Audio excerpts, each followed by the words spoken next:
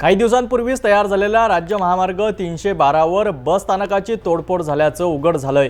यामागे दारू पिणाऱ्या तडीरामांचा हात असल्याचं बोललं जातंय, ज्यामुळे शासनाचं लाखो रुपयाचं नुकसान झालं आहे। अकोला आता ओपन बार झालंय का असा प्रश्न नागरिक विचारत आहेत। अकोला ते दर्यापूर जोडणारा राज्य महामार्ग 312 हा काही दिवसांपूर्वीच प्रवासासाठी खुला झालाय।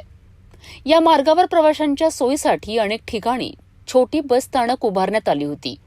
मात्र काही दिवसांपासून या बस स्थानकांची तोडफोड झाल्याचे चित्र समोर येत आहे। स्थानिक नागरिकांच्या म्हणण्यानुसार काही तडीराम या बस स्थानकांजवळ दारू पिऊन गोंधळ घालतात आणि त्यानंतर बस स्थानकांवरील खुर्च्यांची तोडफोड करतात। यामुळे शासनाचं लाखो रुपयांचं नुकसान झालं आहे। अकोला जिल्ह्यातून दारू पिण्यावरून होणारे वाद आणि त्यातून घडणाऱ्या गंभीर घटना काही नवीन नाहीत। आतापर्यंत दारूच्या वादातून जिल्ह्यात 2 ते 3 हत्या झाल्याची नोंद आहे। दुसरीकडे अकोला पोलीस ऑपरेशन प्रहार या अंतर्गत जिल्ह्यात दारूबंदीसाठी ठिकठिकाणी छापे मारित आहेत। मात्र राज्य महामार्ग 312 वरील बस स्थानकांची तोडफोड थांबलेली नाही। यामुळे नागरिकांमध्ये संताप व्यक्त होत आहे आणि अकोला हे ओपन बार झालंय का असा प्रश्न विचारला जातोय।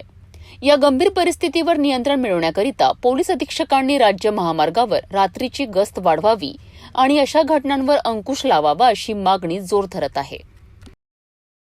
तर पाहिलं आपण अकोला जिल्ह्यातील वाढत्या दारूच्या गैरवापरामुळे निर्माण झालेली गंभीर परिस्थिती, सार्वजनिक मालमत्तेचं नुकसान आणि कायदा सुव्यवस्थेचा प्रश्न यामुळे नागरिकांमध्ये चिंतेचं वातावरण आहे। यावर तातडीने उपाययोजना करणं अत्यंत गरजेचं आहे।